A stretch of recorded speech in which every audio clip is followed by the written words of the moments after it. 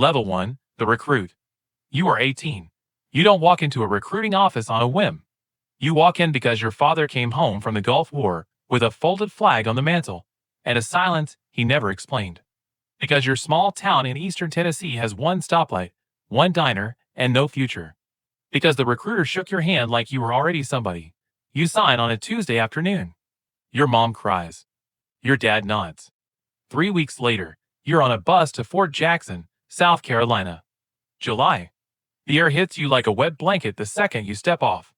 Drill Sergeant Doyle is already screaming before your bags touch the ground. He's 5 feet 9 inches but stands in front of you like he's 6 feet 5 inches. For the first 2 weeks, he doesn't bother learning your name. You are a number. You are raw material. The barracks holds 60 recruits. Steel bunks, green wool blankets, one locker per man. You learn to fold your bed corner sharp enough to cut paper, because if the edge is off by even a hair, Doyle flips the whole thing. The third time he flips it, everyone drops for push-ups. Not just you. Everyone. That is your first lesson. Your mistakes don't belong to you alone here. Reveille at 0445. 5 miles before breakfast.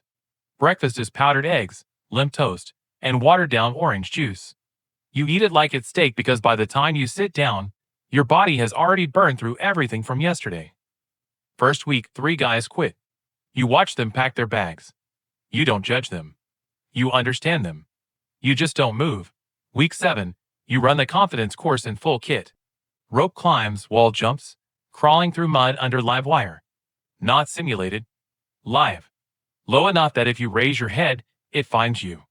You keep your head down. That is the first real lesson the Army teaches you. Keeping your head down isn't cowardice. Sometimes it's just survival. You graduate basic combat training on a Friday in September. Your mom is in the bleachers wearing a yellow blouse she bought just for this.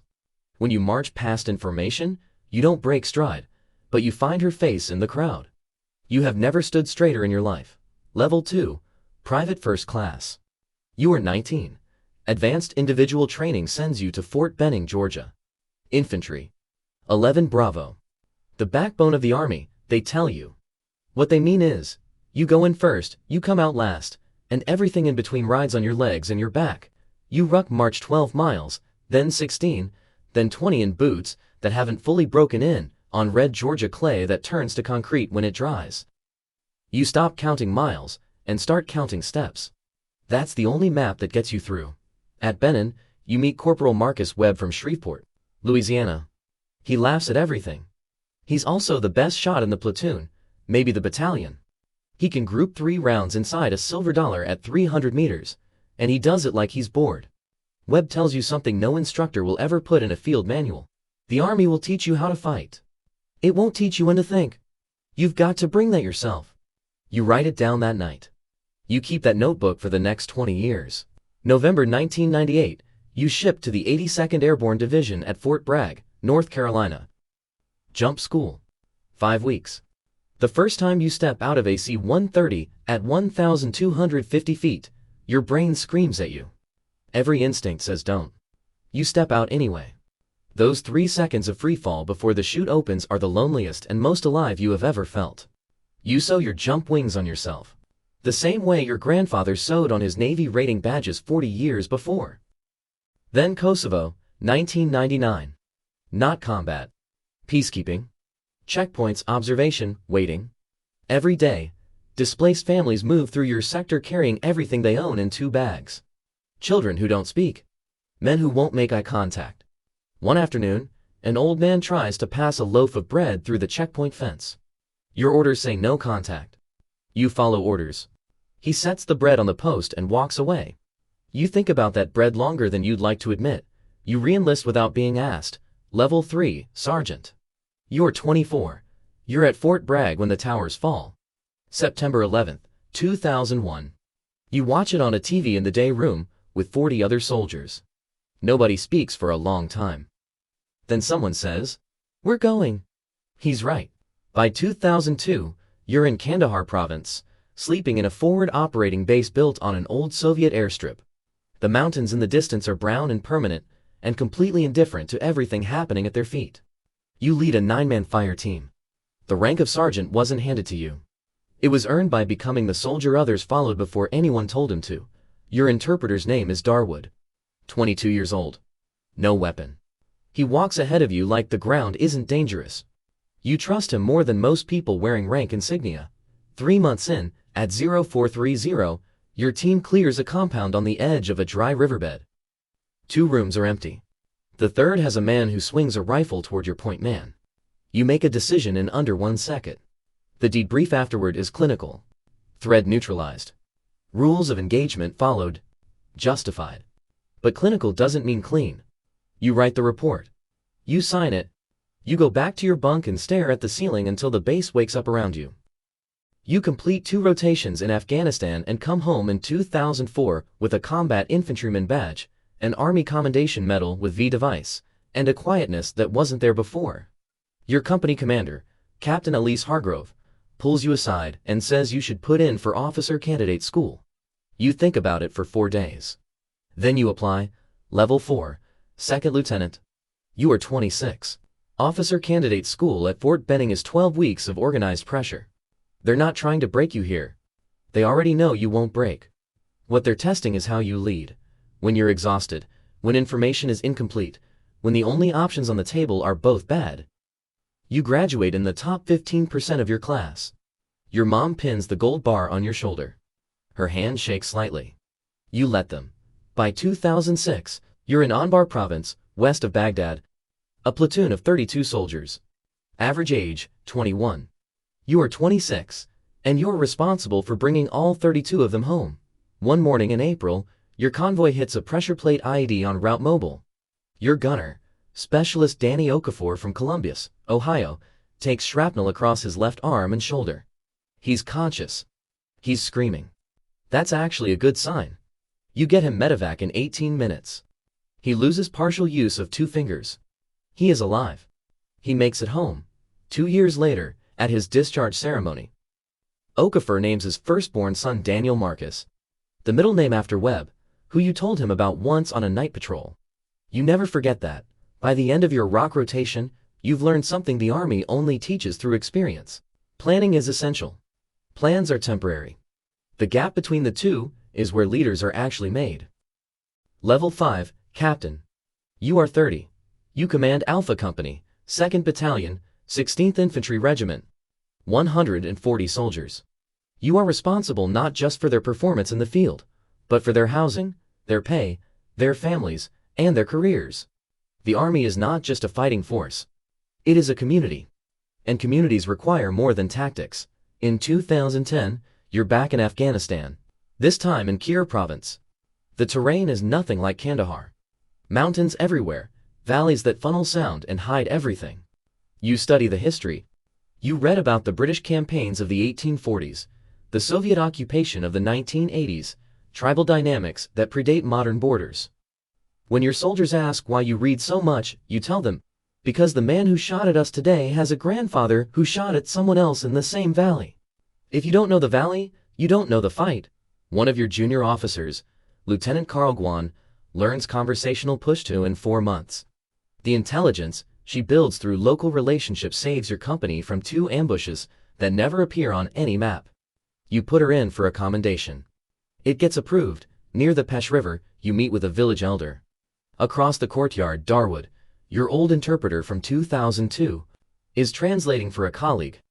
8 years, and 1,000 miles of the same war. You nod at each other. No words needed. The elder tells you his village wants schools, not soldiers. He says it without anger, with the patience of a man who has said it before and expects to be ignored again. You write it in your notebook. You include it in your after-action report. It doesn't change policy. But you write it anyway.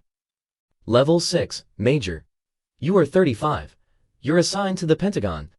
Army G3, the Operations Directorate. 17 miles of corridors. 23,000 people. A city that runs the largest military on Earth. Your job is contingency planning, scenarios that may never happen and must be ready if they do. The first 6 months, you're frustrated. You were trained to act. Here you analyze. You brief. You revise. You brief again. Then, slowly you understand. A bad decision made at this table ripples outwards every forward operating base. every convoy, every fire team and every theater. The soldiers you led in Ramadi and Kunar, their equivalents are still out there. What happens in this building determines what they face. You stop being frustrated. You start being precise. A brigadier general named Patricia Odom tells you once, half the people in this building are smart. Very few of them are clear. You're both. Don't waste it. You don't.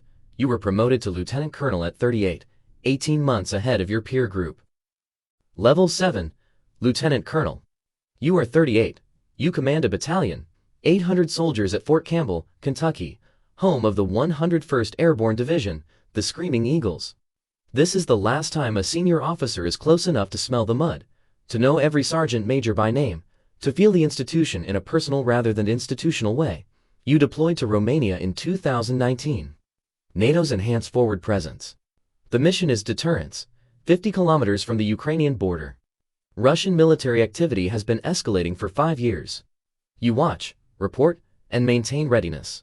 One evening on a ridge outside Constanza, your sergeant major looks east across the Black Sea and asks, "You think they'll actually come?"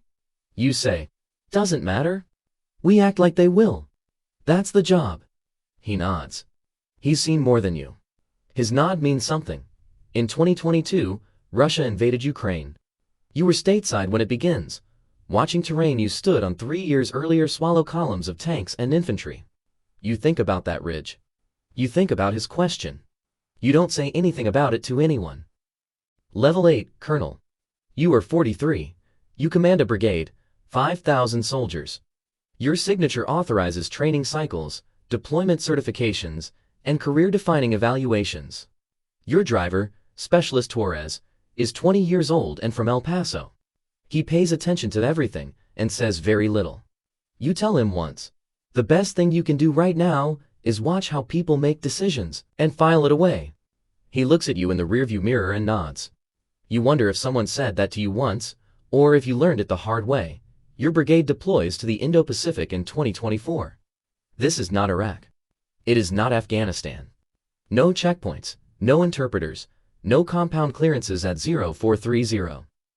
The thread here is geometry, distances measured in thousands of miles, logistics chains stretching across open ocean, and an adversary who has studied American doctrine longer than most of your soldiers have been alive.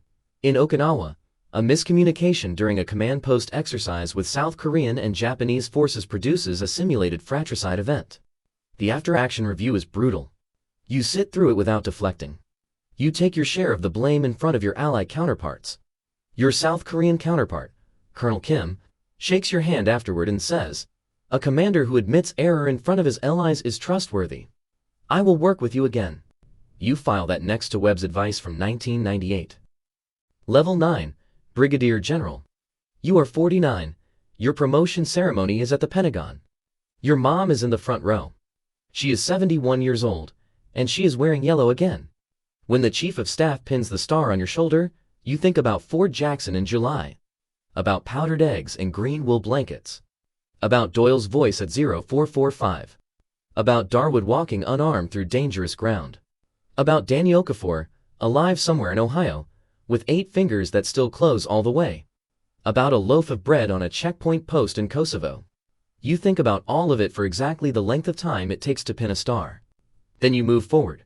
You are assigned as Deputy Commanding General for Operations at United States Army Pacific. Fort Chapter, Hawaii. 36 countries.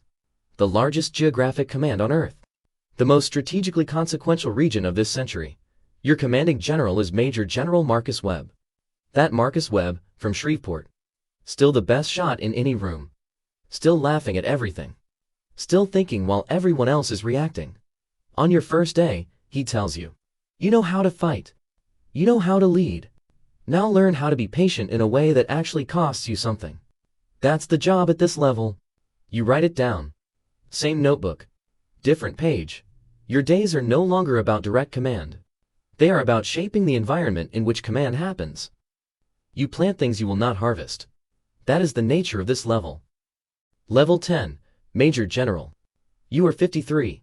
You command United States Army Forces Command, FORSCOM, responsible for the training, readiness, and deployment of over 750,000 active, reserve, and National Guard soldiers across the continental United States. You sit in a chair where decisions touch every level you have ever occupied.